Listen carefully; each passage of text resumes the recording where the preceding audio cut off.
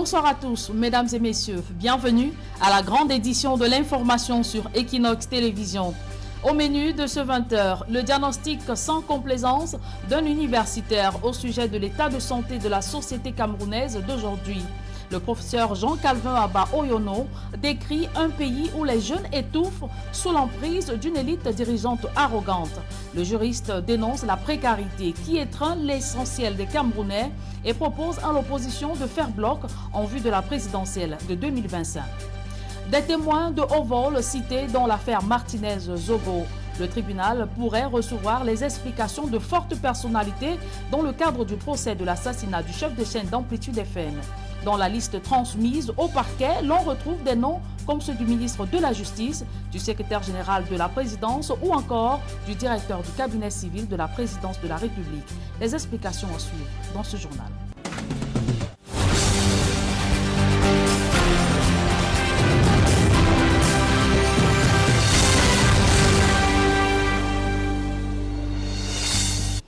Une fois de plus, bonsoir à tous, mesdames et messieurs. Merci de nous recevoir chez vous. Affaire Martinez-Zogo, des hauts commis de l'État cités dans la liste des témoins. Parmi eux, le secrétaire général de la présidence de la République, le directeur du cabinet civil, le ministre des Finances, le ministre de la Justice, entre autres. Ces derniers sont appelés à témoigner au tribunal militaire lors de la prochaine audience. Les précisions de Joël Essengue et Guy Zogo. Alors que la prochaine audience de l'affaire Martinez-Zogo, le 9 mai prochain, approche, on en sait un peu plus maintenant sur la liste des témoins qui sera rendue publique lors de cette audience.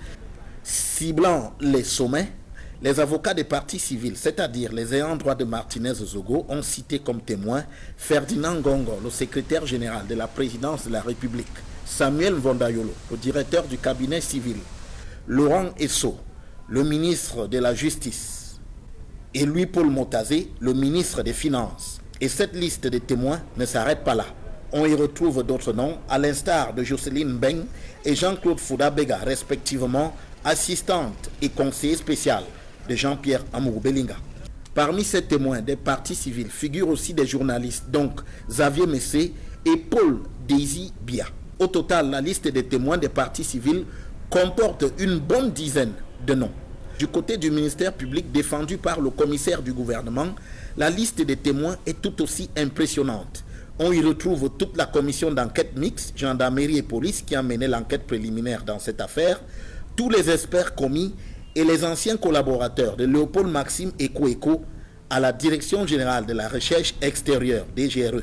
Quant à la défense, côté Jean-Pierre Amourou-Belinga et Léopold Maxime Eko, elle se fait encore bien discrète sur ses témoins. Elle dispose des délais qui courent jusqu'à 5 jours avant l'audience du 9 mai pour produire sa liste des témoins. Enfin, dans le camp du lieutenant-colonel Justin Danoué, comme à l'enquête préliminaire, aucun témoin ne sera cité à comparaître. Les vendeuses d'avocats dans la ville de Bafoussam crient au sabotage. Elles s'offusquent de la publication d'une vidéo amateur laissant croire qu'elles utiliseraient du formol sur les fruits qu'elles commercialisent aux voyageurs. Cette dernière apporte des précisions sur une technique ancestrale à l'origine des suspicions. Voyons tout cela dans ce reportage de Robert Kenyé et Vivien Tonfac.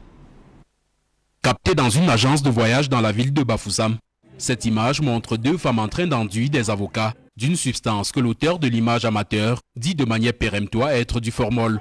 Equinox Télévision s'est rendu là où la scène se déroule et a surpris presque toutes les vendeuses d'avocats en train de répéter à ciel ouvert le mouvement de la vidéo amateur.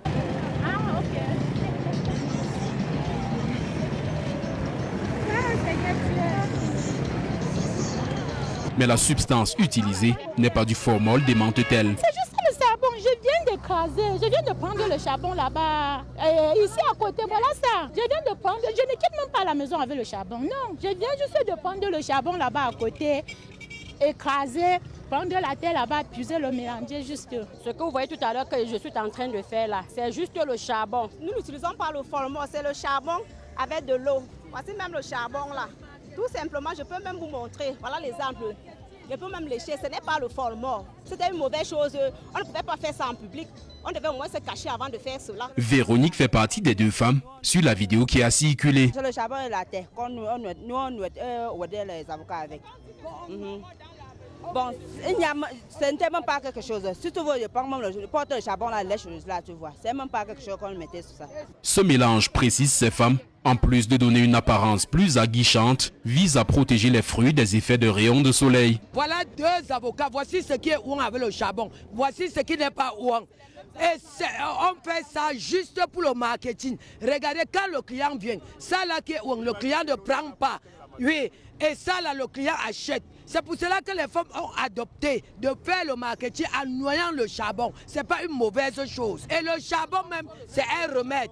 Et ça couvre même le soleil sur les avocats. Il s'agit là d'une technique ancestrale que les habitués du lieu dit Ajansa Bafoussam connaissent très bien. C'est depuis des années que ces mamans font cette pratique-là. Mais nous n'avons jamais entendu que bon, peut-être ça nuit à la santé de quiconque. Ça fait 25 ans qu'on vend comme ça là. Pourtant, l'ampleur de la rumeur sur la prétendue utilisation du formol sur des avocats a illico presto suscité une descente des éléments de la police pour en savoir davantage. Ils étaient ici là hier en tenue, voilà. Depuis quelques jours, les activités de ces femmes tournent au ralenti à cause de ce qu'elles qualifient de sabotage gratuit d'un individu inconscient. Vraiment, on ne sabote pas les avocats de l'Ouest.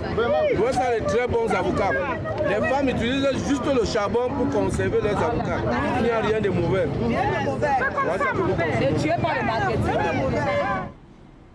Et si vous êtes à table, nous vous souhaitons un très bon appétit. Après la diffusion d'un reportage sur Equinox Télévision au sujet d'une relation incestueuse au quartier Nsam, l'on se demande bien les raisons qui peuvent pousser un être humain à poser de tels actes contre nature. Si pour certains cela relève de la sorcellerie et des sectes pernicieuses, les scientifiques l'expliquent par un dysfonctionnement psychologique. Il s'explique dans ce reportage de Dalastiana, Eric Floro Watat, Ulrich Konomala. C'est une pratique encore taboue dans la société, mais qui fait beaucoup de ravages au sein des familles concernées par ce phénomène anormal. De loin, l'inceste est assimilé à la sorcellerie ou aux effets des pactes pernicieux dans le but de s'enrichir matériellement. Peut-être ce dernier a eu des rapports avec sa fille parce qu'il a d'autres, on va le dire comme au quartier, peut-être qu'il y a les sectes. C'est non pas les sectes, c'est le seul fantasme. Les sectes fait partie des causes pour lesquels on peut se retrouver autour dans d'autres tribus. Ça a notre nom. Mais d'un point de vue scientifique, l'inceste s'explique autrement. L'explication la plus probable des maladies mentales, c'est frank, comme la schizophrénie en l'occurrence, ou même un trouble bipolaire.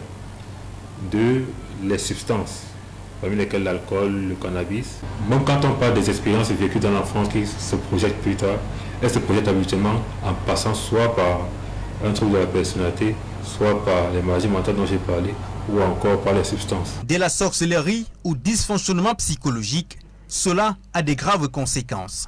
Mais l'acte incestueux déjà commis, est-il véritablement possible de rétablir l'équilibre?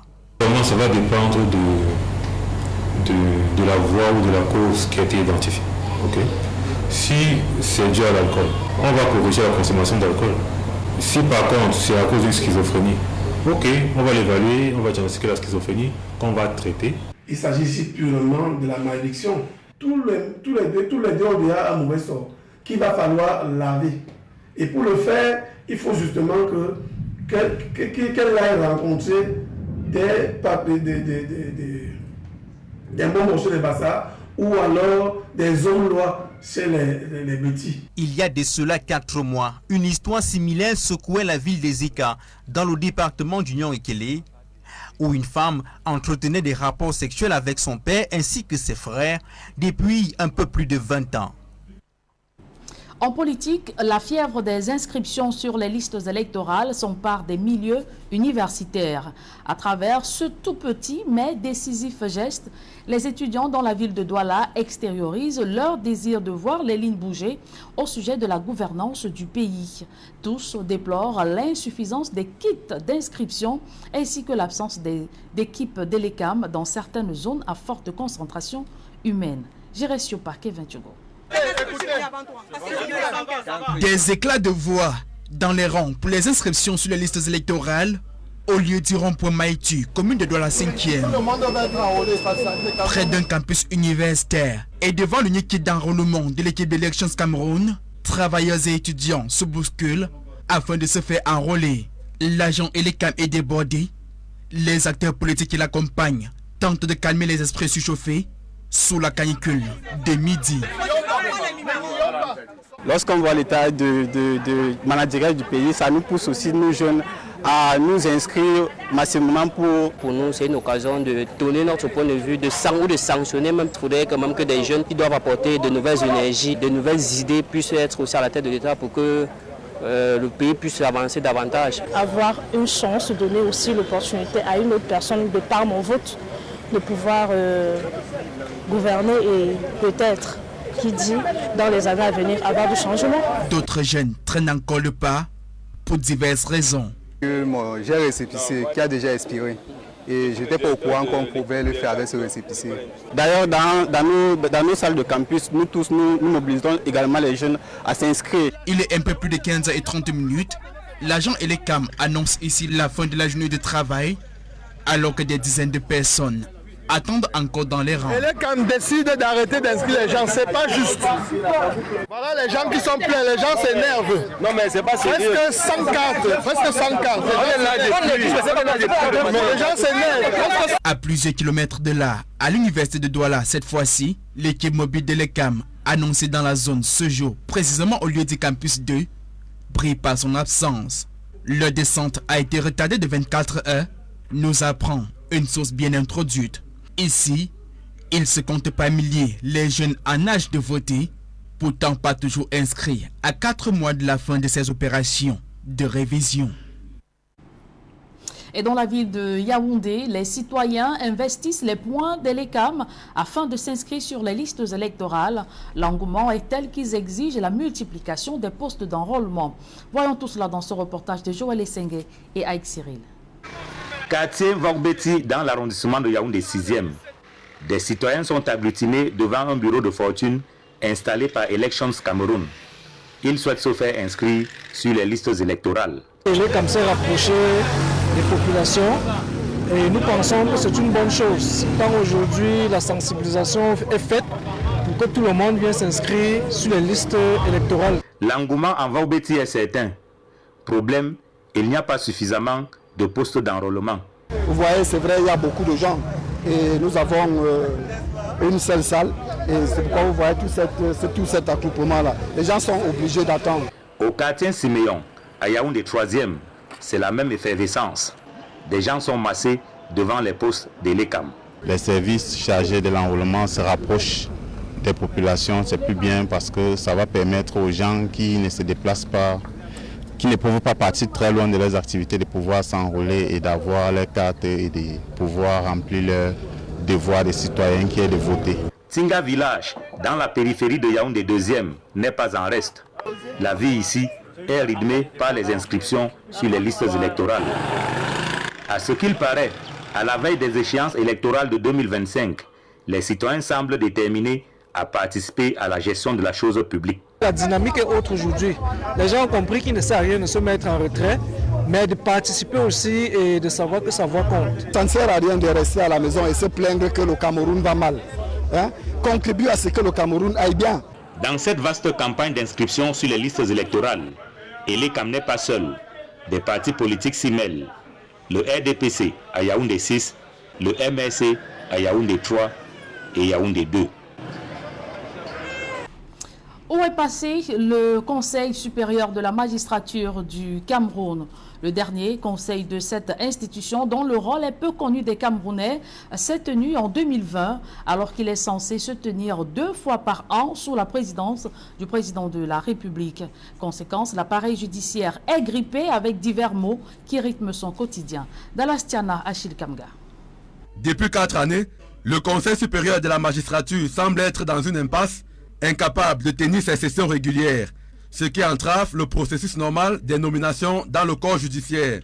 Pas moins de 4 promotions d'auditeurs de justice, par exemple, ne sont pas encore intégrées dans le corps de la magistrature, encore moins dans la fonction publique. Pour que les juges ne soient pas surchargés au quotidien et que si des promotions sortent tous les ans de l'ENAM, il faut que cela soit utilisé à bon escient. Si le président de la République lui-même ne prend pas à bras le corps, c'est-à-dire le processus de mieux faire son travail, préciser, comme on dit tous les 2 ans, évaluer, parce que est-ce que lui il est aujourd'hui content quand il regarde la situation judiciaire dans notre pays? Beaucoup disent sous cap que ce blocage a déclenché une crise silencieuse mais profonde au sein de l'appareil judiciaire du Cameroun, créant un vide de leadership en mettant en pause l'avancement des carrières de nombreux magistrats.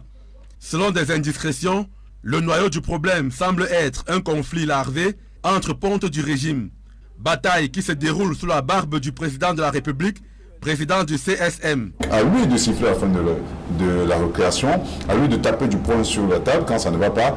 Et peut-être le secrétaire général a même quel rôle réellement en dehors de coordonner tout ce qui tourne autour des activités du chef de l'État. Donc par exemple préparer un calendrier. En mon sens, je crois que ces batailles, ces dires-là, ces arguments-là ne devraient pas être brandis à la face du monde. C'est au chef de l'État de prendre toutes les responsabilités nécessaires. Les répercussions de cette impasse sont profondes et résonnent à travers les couloirs de la justice, affectant l'efficacité et la crédibilité du système judiciaire. Nous vous le disions en titre, le Cameroun vit un désastre social et a un urgent besoin de respiration. C'est l'avis du professeur Jean-Calvin Abba Oyono sur la situation sociale politique du Cameroun. L'enseignant d'université s'inquiète face à la détérioration des conditions de vie des Camerounais. Achille Kamga pour la synthèse. Pour le professeur Jean-Calvin Abba Oyono, il faut être de mauvaise foi pour conclure que les attentes du peuple camerounais vis-à-vis du régime en place sont satisfaites à l'allégresse générale, alors même qu'un boulevard sans heurte ni heurtoir le prédisposait à la conduite des populations vers le bonheur. C'est que, explique l'universitaire, l'entièreté des ressources financières et matérielles sont à la disposition du pouvoir et puis gérées allègrement. Par ailleurs, en embuscade, l'opposition politique s'échine à afficher son offre politique nouvelle qui tendrait à inverser la donne. Sauf que, regrette le professeur Abba Oyono, des multiplications des embûches, tendues sans pudeur par les turiféraires du régime, arc-boutés au pouvoir à tous les prix, fragmentation surréaliste des opposants, abrutissement des masses, rythme la dynamique de cette frange organique en quête du Graal. La vérité pour le peuple est qu'il est arrivé à la loupe du changement de cap, longtemps tenu par le président de la République. Le moyen institutionnel et efficace consistant à assurer l'alternance pacifique réside dans l'obligation historique de faire ce bloc organique de la candidature unique, soutient l'universitaire. Et pour ce dernier, un jeune postulant a l'avantage indéniable de susciter le déclic au sein du corps électoral. Ce sera, rappelle-t-il, du jamais vu en lieu et place du classique vécu. Les arguments que le professeur Jean-Calvin Abba Oyono convoque sont le rêve, l'énergie nouvelle, l'éruptivité, l'explosivité qui caractérise les jeunes. Ne pas emprunter ce sentier de porter à la tête de la candidature unique de l'opposition un jeune techniquement compétent et flamboyant ne sera que ruine des espérances populaires. À défaut de taire les égos surdimensionnés, le pouvoir en place passera encore comme une lettre à la poste, prévient le professeur pour conclure. Autre actualité dans ce journal, le génie militaire camerounais sollicite le soutien et l'expertise de la France pour améliorer ses performances, notamment la lutte contre les engins explosifs improvisés et la gestion des catastrophes. Le sujet était au cœur de la visite de travail que vient d'effectuer au Cameroun le général de corps d'armée français Régis Colcombet. L'envoyé spécial du président Emmanuel Macron est venu dynamiser la coopération militaire déjà dense et fructueuse entre le Cameroun et la France. Rodrigue Ngassi, Marcelin Ganson. Le général de corps d'armée Régis Colcombet est en mission d'évaluation de la coopération militaire afin de lui donner une nouvelle impulsion dans l'intérêt supérieur des deux pays que sont le Cameroun et la France. Aussi, le directeur du génie militaire, le colonel Jason Kamgen, n'est pas passé par 4 chemins pour présenter les besoins de la structure dont il a la charge. Il s'agit principalement de la lutte contre les engins explosifs improvisés, la gestion des catastrophes et l'émergence d'un centre d'excellence du génie militaire. Un accent particulier est mis sur la formation des sapeurs du génie. Et pour nous permettre de faire encore un véritable pas de plus, transformer notre centre le CCIAP en centre d'excellence pour permettre, qu'on a dit, de pouvoir rayonner et que nous puissions véritablement avoir la capacité pour lutter contre les engins explosifs improvisés. Avoir certaines formations spécifiques. Déjà, comme on a dit par exemple le EOD, stage EOD2 qui pourrait se tenir au Cameroun, donc si on pourrait planifier pour pouvoir les lancer. Avoir certains stages en France, notamment on a parlé du QGEN 2. Ce besoin rencontre l'assentiment de l'envoyé spécial du président français Emmanuel Macron. Le général de corps d'armée Régis Kokombe félicite le Cameroun pour sa précieuse contribution dans la lutte contre Boko Haram et annonce des lendemains meilleurs dans le vaste champ de la coopération militaire entre les deux pays. Le Cameroun a une expertise, et en particulier le génie militaire a une expérience unique, je pense, même en Afrique, en termes de capacité de construction, mais surtout aussi en termes d'expérience au combat avec ce qui s'est passé dans le Nord contre Boko Haram. Et donc la France est particulièrement intéressée par aussi bénéficier de cette expérience et mettre à profit sa propre expérience pour ensemble on soit plus fort dans un partenariat commun. La visite du nouveau poste de commandement de la direction du génie militaire permet à l'ordre du Cameroun de toucher du doigt l'étendue des missions de cette structure, qu'il s'agisse du laboratoire de lutte contre les engins explosifs improvisés, du mémorial des sapeurs morts en opération ou de la fresque représentant les missions du génie militaire. Le général français ne cache pas son admiration. Si l'importance du livre dans la vie d'un enfant ou d'un jeune n'est plus à démontrer, force est de constater qu'au Cameroun, les jeunes ne s'intéressent plus à la lecture. Un des intérêts qui serait principalement lié à l'utilisation à outrance des réseaux sociaux.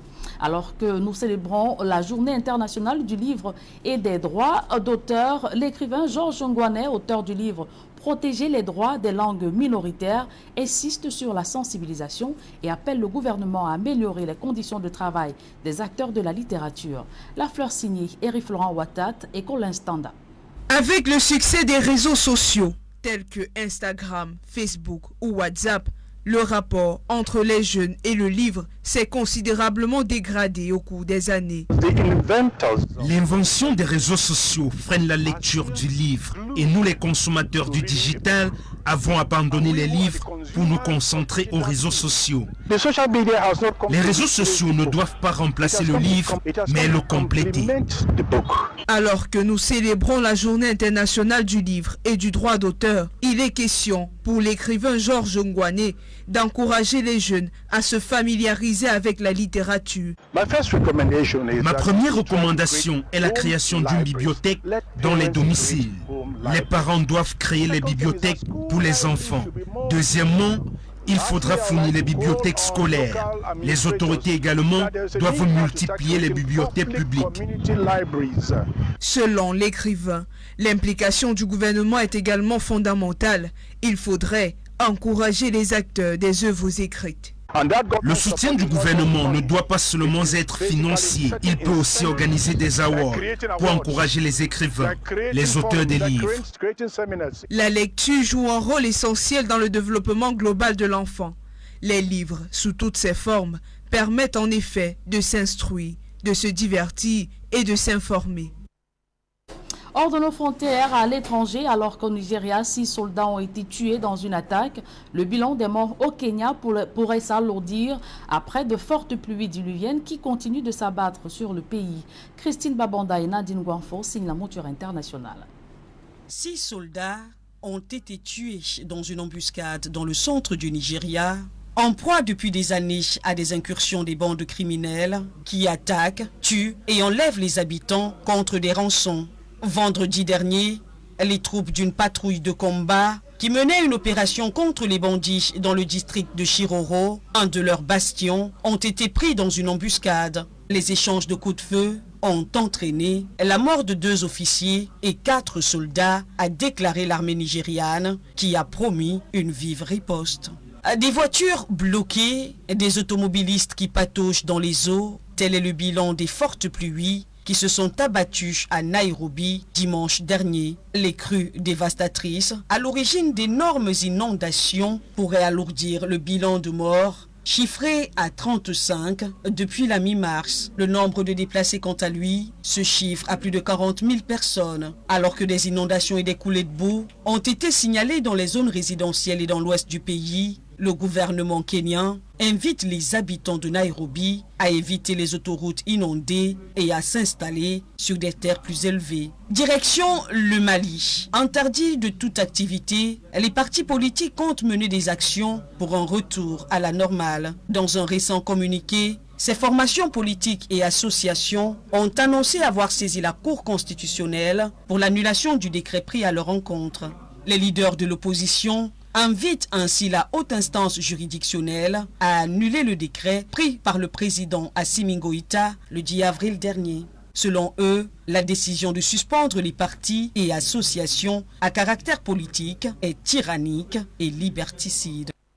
Et en sport football, Faris Moumbagna, le lion indomptable de Marseille, essuie une série de critiques virulentes de la part des consultants de football français depuis son arrivée au récent mercato en France.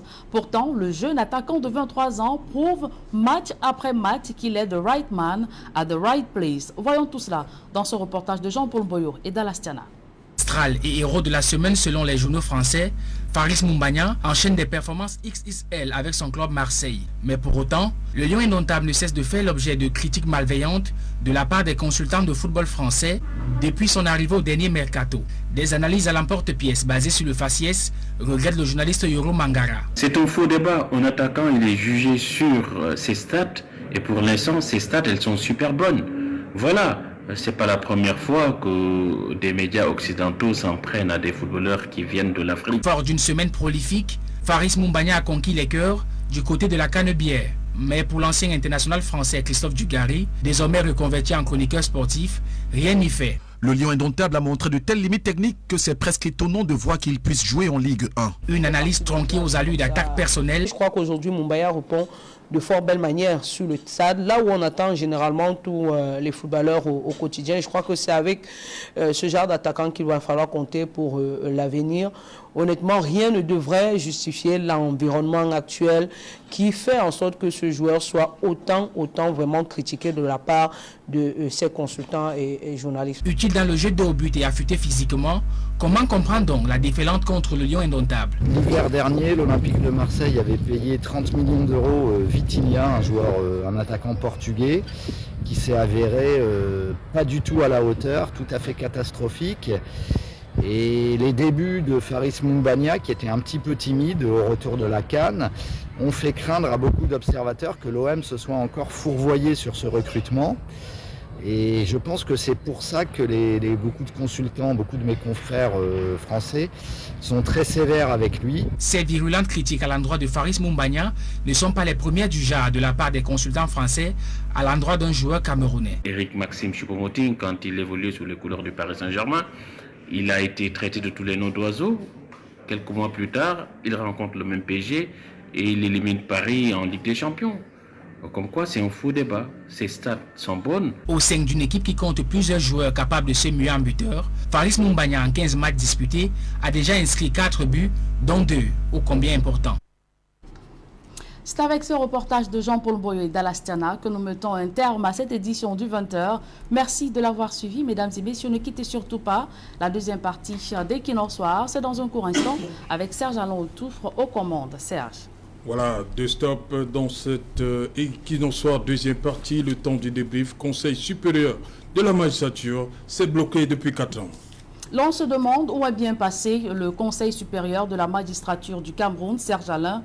Le dernier, présidé par le chef de l'État, Paul Biya, s'est tenu en 2020, alors qu'il est censé se tenir 2 fois par an.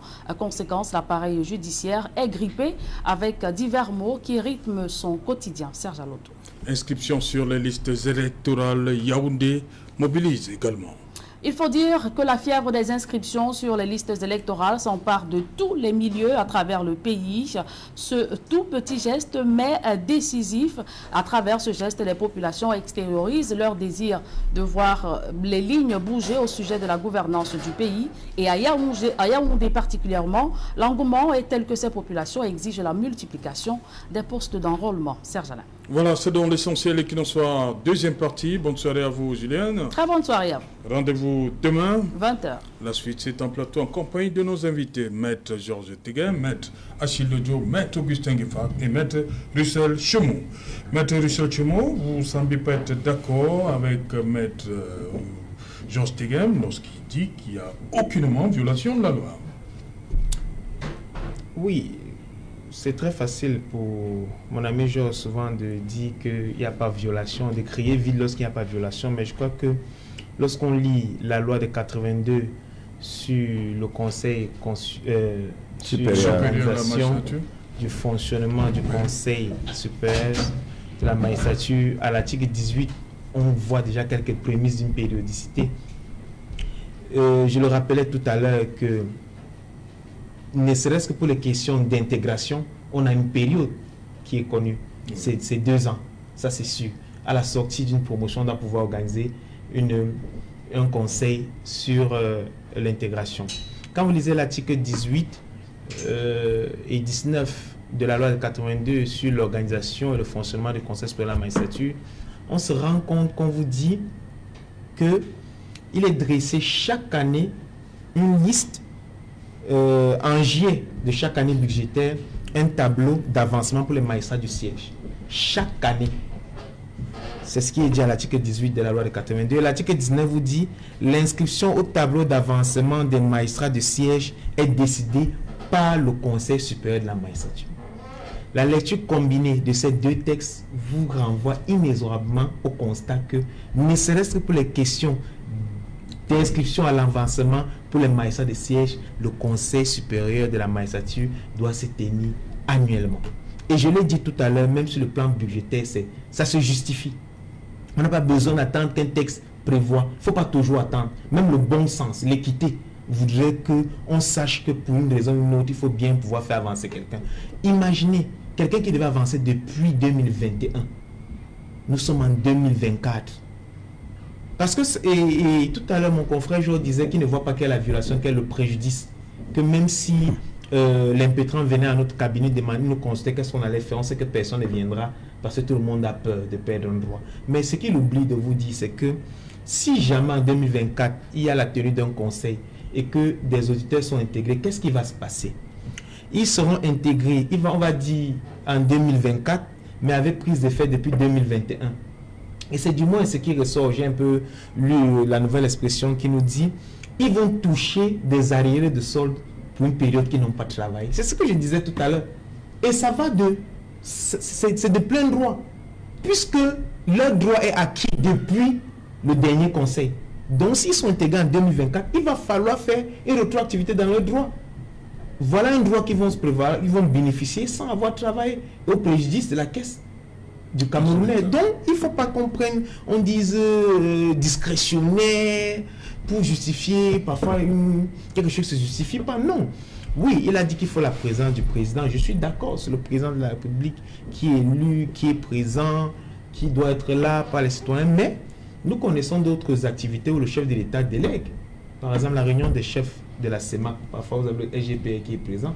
Pourtant, nous avons élu le chef de l'État, M. le Président. Donc, c'est possible. Même les membres du Conseil, il y a des suppléants.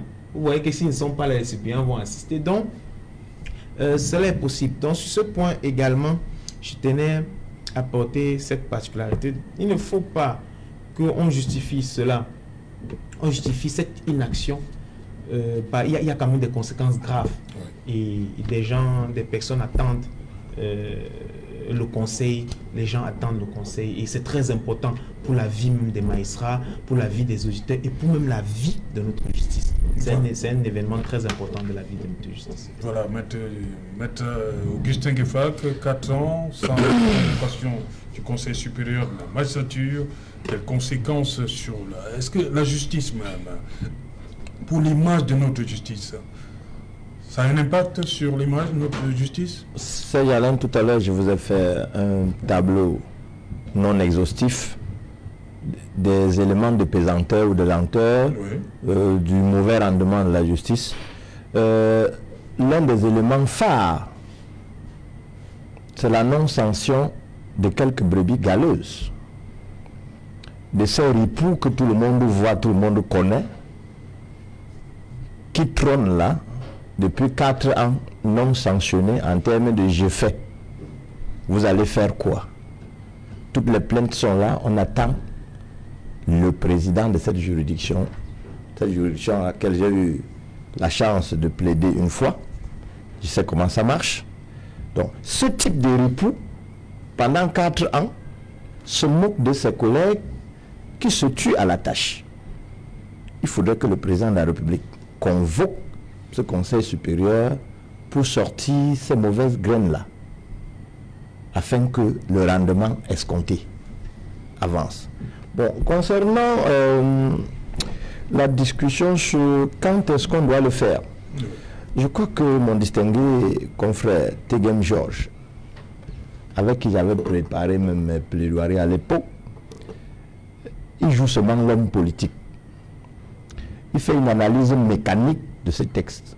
Je vais lui restituer, et c'est lui d'ailleurs qui avait développé cette notion à l'époque, l'analyse, la pratique téléologique de la compréhension de ce texte pour comprendre qu'en réalité, on n'a pas besoin d'écrire que c'est chaque année que le président de la République doit tenir un conseil supérieur de la magistrature. Ça coule de source, et le brillant chez nous vient de le rappeler. Quand la loi dit que chaque année on doit dresser la liste des magistrats, qui doit dresser? C'est le conseil supérieur qui arrête qui est magistrat, qui ne l'est plus. Chaque année, ce n'est pas M. Paul Biya, ce n'est pas M. Tantampion, ce n'est pas le secrétaire général, ce n'est pas le ministre de la Justice. Celui qui arrête, c'est le président du Conseil supérieur, sur proposition des chefs de cour. C'est-à-dire après avoir expurgé les mauvaises graines, c'est-à-dire en radiant ce qu'il doit radier, en suspendant ce qu'il doit suspendre, au sortir du Conseil supérieur de la magistrature tenu. Il dresse donc chaque année cette liste. Nous verrons les avancements, ainsi de suite. C'est ce que le texte dit. On n'a pas besoin d'entendre l'article 23 dit que le Conseil supérieur se tient le 26 novembre de chaque année. Non. Une lecture théologique de ce texte est claire. Maintenant, par lassitude, par freinage, par refus d'évolution, par refus de s'arrimer à la vraie volonté démocratique, le chef de l'État, avec son pouvoir discrétionnaire, il fait à son rythme. Et c'est où tu comprends mieux, où je comprends mieux, le professeur Kouvondo, quand il a rédigé le pouvoir exécutif Janus du pouvoir judiciaire. Où il dit le pouvoir judiciaire au Cameroun n'existe même plus. C'est l'affaire de M. Paul Biya, à travers son pouvoir exécutif. C'est écrit de quoi? C'est 300 pages. Et ça corrobore la philosophie, la logique politique du RDPC qui est en face. Le pouvoir judiciaire n'existe pas. C'est un organe. C'est un organe du RDPC. C'est un organe du parti État. Et il le confirme depuis. Il vous dit cette affaire, ça dépend du pouvoir exécutif. C'est lui qui dit, hein, depuis 1h30, nous on l'écoute, il donne suffisamment d'arguments pour dire ça dépend du pouvoir exécutif. Quand je lisais le professeur Koumondo, je croyais qu'il était excessif. Mais je ne savais pas que les chantres, les porte-paroles de RDPC devraient venir Mondovision nous dire qu'en réalité, la justice est l'affaire personnelle du président de la République. Non. Ce n'est pas un pouvoir, mais ça dépend du pouvoir. C'est-à-dire c'est un COD. Okay. C'est sous la bonne volonté du numéro 1. Donc ce n'est pas une question de loi. Okay. Ce n'est pas une question de la Constitution. C'est une question de la volonté de l'être qui est le président de la République. Je termine en disant, en le faisant, au Cameroun, ce qui est fort, ce sont les individus. Ce n'est pas les institutions. Ce n'est pas la loi. Celui qui est fort, c'est le président de la République. Ce n'est pas la Constitution qui a institué le pouvoir judiciaire. Parce que ça dépend maintenant du bon vouloir. Et je remercie mon distingué confrère Tegem d'avoir exposé, expliqué en détail comment le politique tue la politique, le judiciaire. Et nous nous posons donc la question, vous les magistrats, vous allez laisser faire? That's the question. Ok, Maître Jortegem, au regard des deux éléments développés, vous maintenez qu'il n'y a pas de violation? C'est qu'il y a des confusions sur le plateau, je suis même en train de rigoler. Monsieur Outou, Ngefak demande que les magistrats, that's the questions. Ngefak, ils savent très bien, ils sont formés, le seul rang de magistrat suffit. C'est ce qu'avait dit Alexis Tipanamoué, parce qu'il a cité. Le seul rang de magistrat suffit, on n'a pas besoin d'autres artifices. Il avait dit. Et puis, je voudrais qu'on observe, M. Outou, que oui, ils ont un volume de travail, mais ce qu'on ne vous dit pas, c'est qu'il y a quelques années, comme Mengefa vient de le dire, il y avait combien de substituts à Douala? Aujourd'hui, il y en a 15 ou 17. Il y avait combien de juges? Aujourd'hui, quand vous avez la juridiction, il y en a 10 ou 11. Ce n'est pas pour rien, c'est qu'on a travaillé.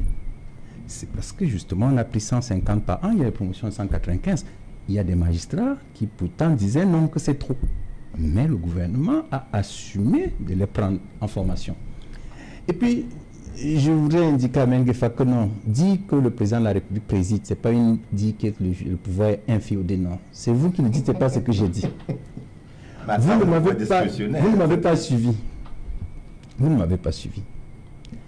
Je redis ce que j'ai d'abord dit. La justice est rendue au nom du peuple. Un magistrat n'a jamais été élu par le peuple. C'est un brillant sujet qui a passé le concours l'ENAM. Reconnaissons qu'il est brillant.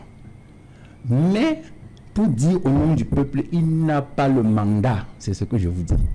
Et dans le conseil, vous allez voir, c'est les élus et une personnalité désignée par M. le Président de la République. Pourquoi? Parce que il est l'élu de la nation tout entière. Les députés sont des élus, oui, de la nation, mais vous savez que c'est par circonscription. C'est parce que je n'ai pas assez de temps. Je vous avais un peu parlé peut-être de l'histoire de la présidence de la République. Parce que lorsque Général de Gaulle dit pas de président inaugurateur et présenteur, les gens ne comprennent pas. Ça parle de la 3e République. Et ça arrive à la 4e quand la gauche devient majoritaire. Et ce que la gauche fait pour casser le Sénat de la 3e République, quand le Général de Gaulle arrive, il trouve que le président est élu par le Parlement, il dit ça ne se fait plus. Il faut le suffrage universel. Et cette élection au suffrage universel donne au président de la République des pouvoirs qu'on ne peut pas imaginer. Donc c'est parce que je n'ai pas assez de temps, j'aurais expliqué jusqu'à vous dire comment ça s'est passé la 3e République française.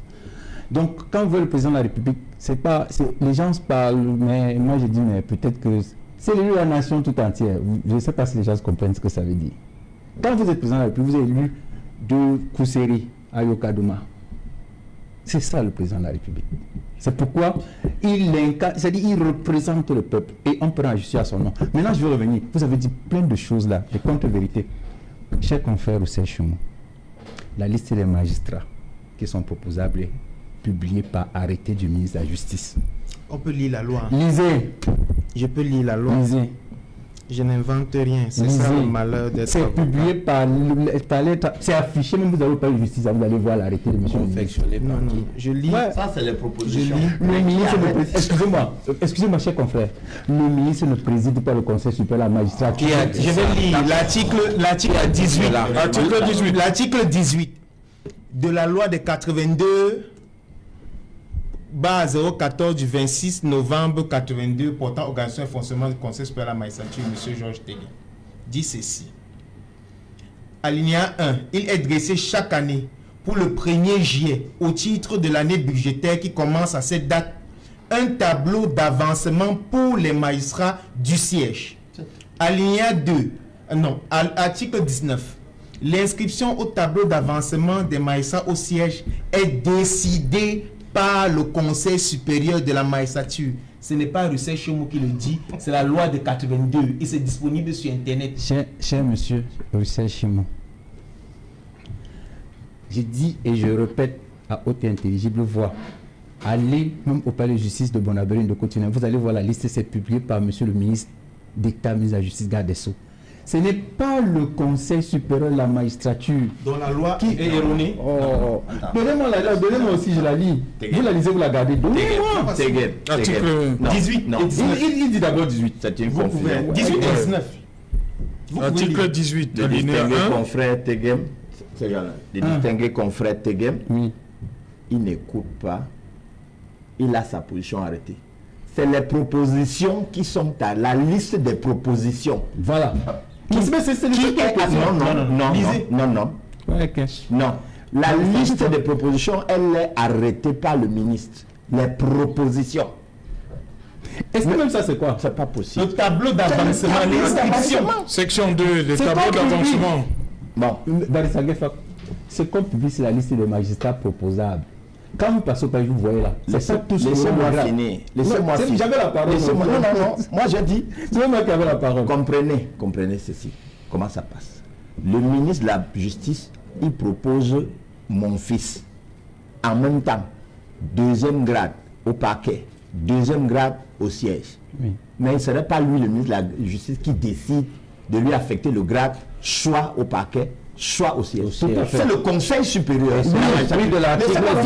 Laissez-moi finir. Oui, je suis d'accord. Celui qui fait les propositions, là, il s'appelle le ministre de la Justice. Mais celui qui va choisir dans quel rubrique il va prendre le grade en tant que juge ou procureur, c'est le Conseil supérieur de la magistrature. Et la liste là, la liste que le Conseil supérieur de la magistrature arrête, c'est ce tableau. C'est le tableau où on va dire est à compter 2, nommé au grade 2. C'est à partir du Conseil, c'est la décision sortie du Conseil supérieur de la magistrature qui est inscrite ici. Or, elle dit c'est chaque année. La loi est assez claire. C'est ce que j'ai expliqué. Oui, on va laisser M. Tegem aller jusqu'au bout avant mettre l'audio. Baristangefak, si c'était tel que vous êtes en train de dire, mais c'est que pourquoi donc on met la liste alors que le conseil ne s'est pas encore tenu? Mais c'est moi qui... Voici la loi. Oui, lisez. Elle est constatée par arrêté du ministre de la Justice. Quel article? Lisez dans l'article 19. C'est ça que je mets. Lis l'article 19. Je lis comme toi. Pourquoi tu vas dire 18? Lis 18 et 19. Il est dressé chaque année pour le premier jour de l'année budgétaire qui commence cette année un tableau d'avancement pour les magistrats du siège. Le nombre de magistrats susceptibles d'y être inscrits ainsi que les conditions requises pour prétendre à une telle inscription sont fixées par le statut de la magistrature. Oui. On n'en discute pas. L'inscription au tableau d'avancement se fait par ordre alphabétique, elle est constatée par arrêté du ministre de la Justice. Et quand il saute l'alinéa 1. Elle est arrêtée par le 19 alinéa 1. Lis 19 alinéa 1, Georges Tegem. Lis. Ou bien, monsieur Outou. J'avais encore la parole. Vous avez la parole depuis? Non, mais j'ai... Ah bon, c'est non, Georges. Non, mais je vais me prononcer. Devant toi, mais tu veux lire comme tu veux. Laissez-moi parler. Vous m'avez coupé. Non, vas-y donc. Chacun a parlé, je ne l'ai pas coupé. Vas-y. Non, je n'ai pas encore parlé, Georges. Oui, mais vous m'avez tous coupé. Oh là là. Vous m'avez tous coupé. C'est quand même regrettable. 19 alinéa 1. Je dis encore une chose, et j'insiste dessus. Ne confondez pas l'inscription au tableau qui doit être préalable à la tenue du conseil. Parce que c'est quand vous arrivez au conseil que le conseil décide de votre avancement. Parce que le conseil a consulté le tableau. Donc l'inscription se fait avant par arrêté du ministre et le conseil se tient maintenant pour confirmer l'avancement. Ce n'est pas l'inscription au tableau qui veut avancement. Merci. On ne peut pas vous payer un salaire qui ne vous est pas dû.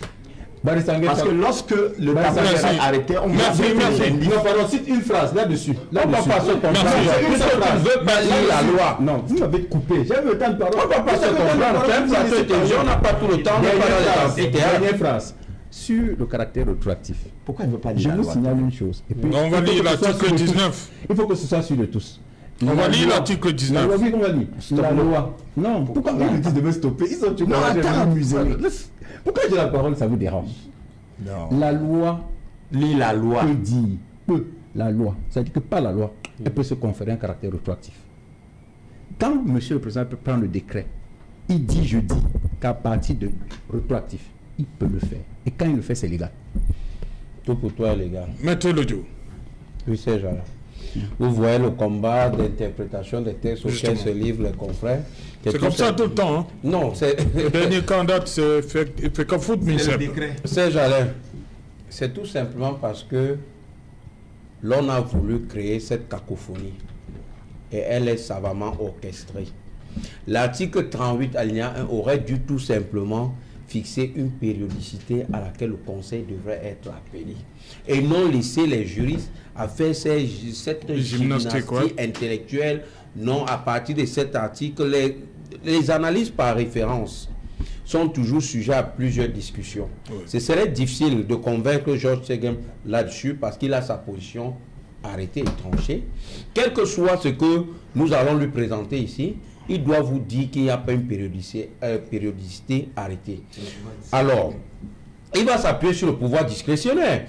Nous disons tout simplement à notre niveau, Serge Alain, que si aujourd'hui on arrive à 4 ans, beaucoup de promotions des auditeurs de justice au quartier, 4 ans sans avoir tenu le Conseil supérieur de la magistrature, je dis encore, c'est regrettable, mais cela participe du renforcement du pouvoir d'une seule personne.